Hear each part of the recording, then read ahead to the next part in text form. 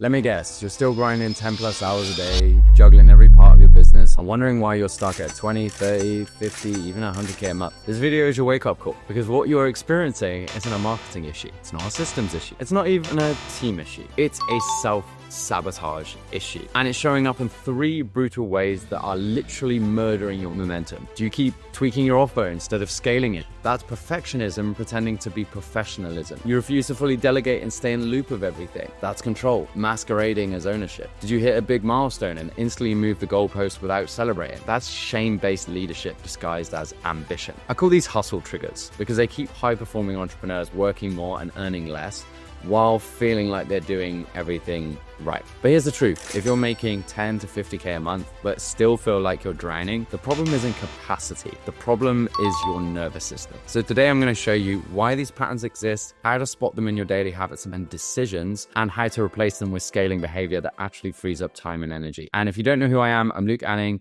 host of the Top 2% podcast called the Happy Positive Energy Game, with a 7-figure growth partner. I've been helping entrepreneurs over the last 4 years and self-sabotage, get out of their own way, and focus, grow, and scale their business. And now I want to walk you through some of that, because if you don't fix these triggers, you're not just slowing your growth, you are guaranteeing your plateau. Now, right now with your growth, you are spending about 70% of your energy on managing triggers, as in you get triggered, you have to be reactive to it, and then you have to try and repair all of the things in the background. And you're spending about 30% of your energy maybe on growth itself. Now, once you get into a stronger pattern of actually recognition of these patterns, then you get into a 50-50 split. So 50% is on growth, 50% is on managing triggers. But where you really want to be here is in this energy of freedom with your allocation of your energy, where you're spending 90% actually on growth and you're spending 10% on managing triggers, or MT in this case. Now, when I'm working with multiple 6- and 7-figure business owners, now trigger 1, what we typically see is perfectionism disguised as protection. Now, this isn't just about being detail oriented or having high standards. It's that feeling of,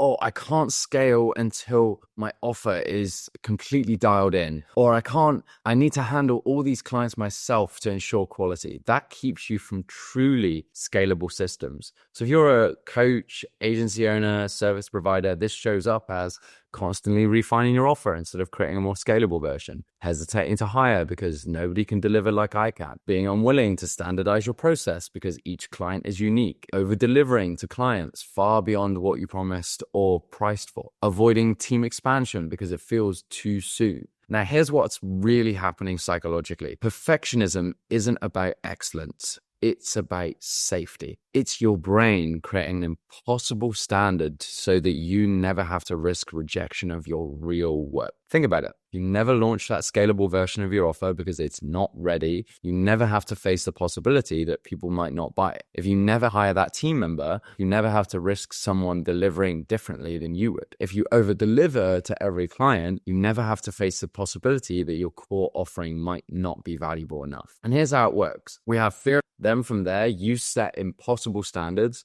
Then we have endless refinement. Then we have delayed scaling. Then we have limited growth, and then that comes back to the fear of judgment. That team expansion you've been planning for months, let's be honest, it's not about making it better. It's about avoiding the vulnerability of truly scaling beyond yourself. Now, I need you to answer these questions very honestly. What scaling opportunity have you been perfecting for more than 30 days that could have been implemented already? If you were completely honest with yourself, what are you actually afraid would happen if you created a more standardized, scalable version of what you do? And what would your business look like if you focused on consistent execution rather than perfect delivery? Here's the reframe you need. Most successful business owners I work with don't aim for perfection. They aim for effective systems. They know that a scalable model executed consistently beats a perfect but unscalable model every time. And James Clear puts it perfectly. You don't need to be better than anyone else. You just need to be better than you were yesterday. So your perfectionism isn't your superpower. It's your security blanket. It's time to recognize it for what it is. Now, trigger number 2 that we typically see is control as coping. Now, don't just skip to the end of the video and go, right, okay, cool, I know what these are. Like, actually tune in and watch to this so that you actually understand how to move your way past all of this. But this is what it's the feeling of, I need to be involved in everything, or I should check on that again. That keeps you micromanaging when you should be leading. So for coaches, agency owners, service providers already making 10K a month, that can look like difficulty truly scaling your team beyond 2 to 3 people, creating bottlenecks where everything needs your approval, resistance to standardized processes that would remove you from the equation, and constantly changing systems or directions for your team, and feeling anxious when you're not in a loop on every single client interaction. So here's the psychological truth. Control isn't about ensuring quality, it's about managing anxiety. And when you've succeeded through personal efforts and expertise, letting go feels like risking everything that you've built. And you've likely been rewarded your entire life at this point or your entire business at this point for having answers and solving problems yourself. But there's essentially a control ceiling where you've become already a great action taker,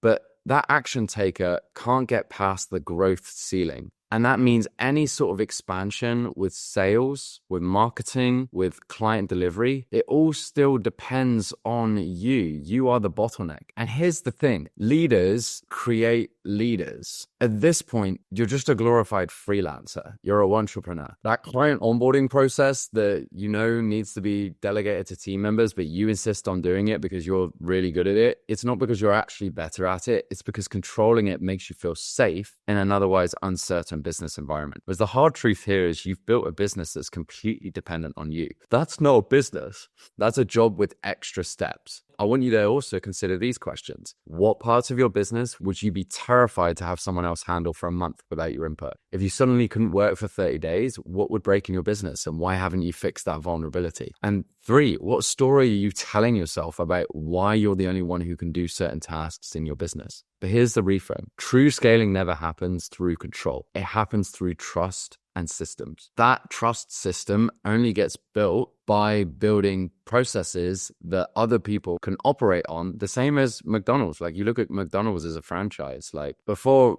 it got taken over by Ray Kroc, the bottlenecks were the owners. They didn't want to expand beyond the original shop. Was Ray Kroc saw the systems and processes that they had in place and said like, hey, we need to expand this. Because ultimately like control feels like safety, but it's actually the riskiest strategy of all because it makes your entire business dependent on the one point of failure, which is you. Now, before I dive into the third trigger, which is arguably the most powerful and hidden of all, I want to offer you something that's helped hundreds of entrepreneurs identify and break these patterns. I've created a community called the Get Out of Your Own Way community, specifically for entrepreneurs like you who know they're capable of more, but keep hitting internal roadblocks. It's not a Facebook group or a mastermind. It's a structured environment designed to help you identify your specific self-sabotaging patterns and break them using proven frameworks that have taken clients go from 25K to 100K a month in 90 days as well. So members get access to regular group coaching, specific implementation guides for overcoming these triggers, and a community of entrepreneurs who understand exactly what you're going through. There's a 9-day challenge in there. We literally had somebody make 10K within their first week of going through the challenge. So we know it's really, really good. So if you're ready to stop letting these triggers control your business growth, go to the link down below, the Get Out of Your Own Way community. Go ahead and join us, whether you check out the community or not. Let's dive into that third trigger. Now, the third trigger here is shame-based leadership. Shame-based leadership. This is that voice that says to you, I should be further along, or other people are doing better with less, or when you feel like you can't celebrate any of your achievements, like you always celebrate something, you say, oh yeah, that's really good, but oh, this happened and this happened and this happened. So for coaches, agency owners, service providers already making 10K plus a month, this manifests as constant comparison to others in your space who are scaling faster. Inability to celebrate wins before moving to the next revenue target. Making business decisions based on what looks impressive rather than what's effective. Difficulty charging a premium rates despite delivering premium value. Feeling like an imposter despite clear evidence of you having wins. And hustling to prove something rather than to achieve something. So the psychological mechanism here is the most painful to acknowledge. So shame-based leadership isn't about being ambitious, it's about unworthiness. You're using achievement as a way to outrun a core belief that you're not enough without it. I know this myself. This was literally my first few years in business. So essentially here we've got you, and you are completely outweighed from a self-worth scale standpoint of all of your evidence of inadequacy versus all of your evidence of achievements. So it doesn't matter how many achievements that you get, you always find a way to downplay it and to reaffirm that you're not worthy enough of being seen, being heard, being loved, of having everything that you want. Those times when you're aggressively scaling, and your current model isn't optimized. It's not about strategic growth. It's about you proving your worth through visible, constant achievement.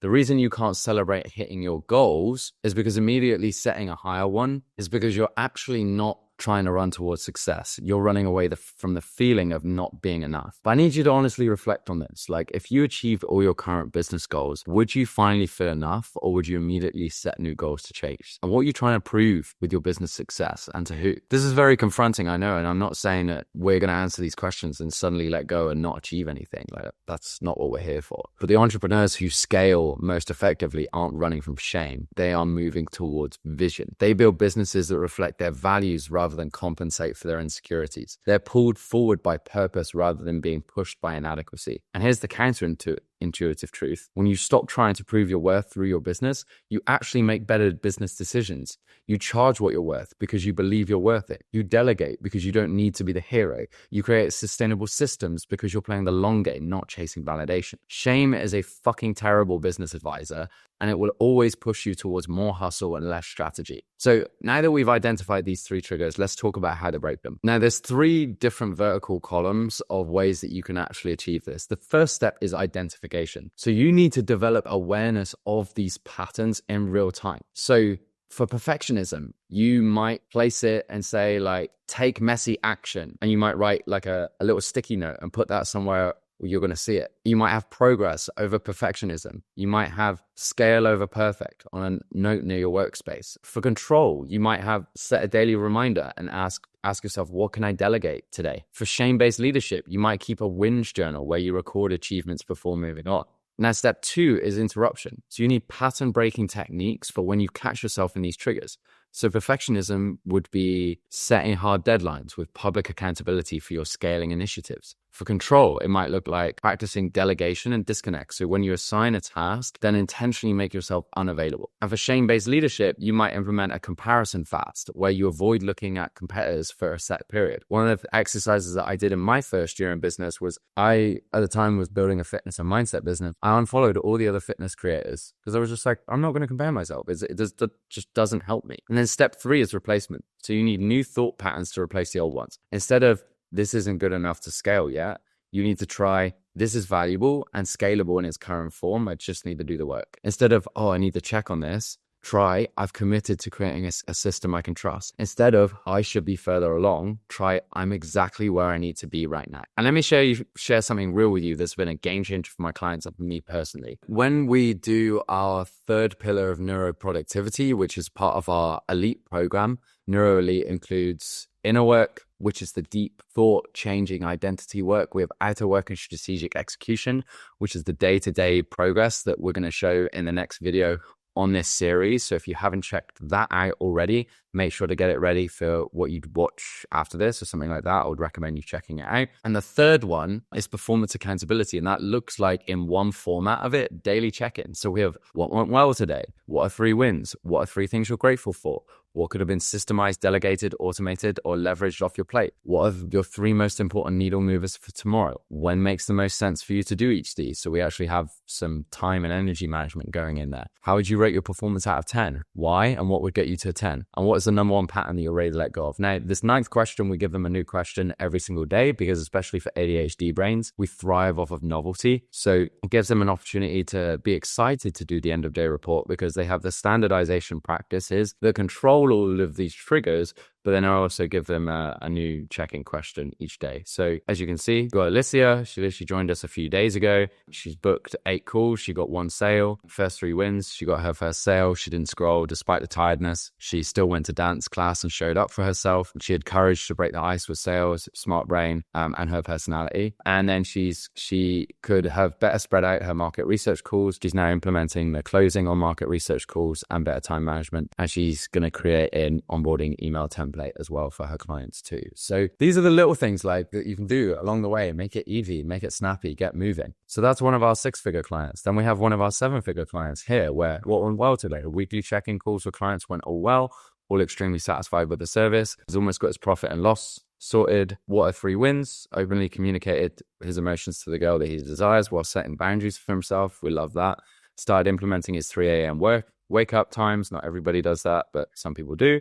And he made another talking head video, which was inspired by the delusional YouTube video he was watching. Also, what 3 things he is grateful for. We've got that here. He's going to systemize and delegate weekly check-in calls, but his team member was sick. He also so he's looking to delegate some application stuff to a recruiter, and then he's getting some other bits and pieces done here as well. And then this was our new question for yesterday, which is what's a new healthy pattern you'd like to extol? What could make this easy? So his was ensuring I continue waking up at 3 a.m., hard stop at 7:45 and sleep by 8 p.m. I know that's meant to say it would make it much easier, as well as tracking my phone across the room so I have to physically get up to turn my alarm off. So yes, we have just strategies being implemented that are going to help people grow every single day, which is just awesome to see. And the reason why this works is because we have acknowledging wins, which is countering shame-based leadership. We have identifying delegation opportunities, so addressing the control issues. We have planning for effective execution, so we reduce perfectionism. And we reflect on patterns to break, which creates conscious change. When my clients implement this consistently, they typically see a shift from spending 70% of their energy on managing triggers to just 10%, which frees up massive mental bandwidth for actual growth, which is all what neuroproductivity is about. So Justin, who I mentioned earlier, used this system to break through his plateaus of going from 25K to 100K a month. And every day he became more aware of where he was getting in his own way. Now, as we wrap up, I want to leave you with a powerful reframe. Hustle isn't a virtue. It's often just self-sabotage wearing productivity clothes. So read that again. Hustle isn't a virtue. It's often just self-sabotage wearing productivity clothes. That doesn't mean you can't go out there and get after it. Like, I love it. I love working hard. But this journey from hustler to scalable CEO isn't about doing different things. It's about becoming a different type of leader who's driven by vision rather than triggers. And imagine what your business would look like if you focused on creating scalable systems rather than perfecting delivery. You built a team you trusted enough to truly step away from. You made decisions based on strategy rather than shame. And you reclaimed 15 to 20 hours of mental bandwidth every week. And that's not just a more successful business. It's a more sustainable and fulfilling one. So here's the steps that you need to do real quick. Identify your primary trigger, create an awareness system, might look like the end of day report, and then you're going to implement new pattern interrupts and practice a new response.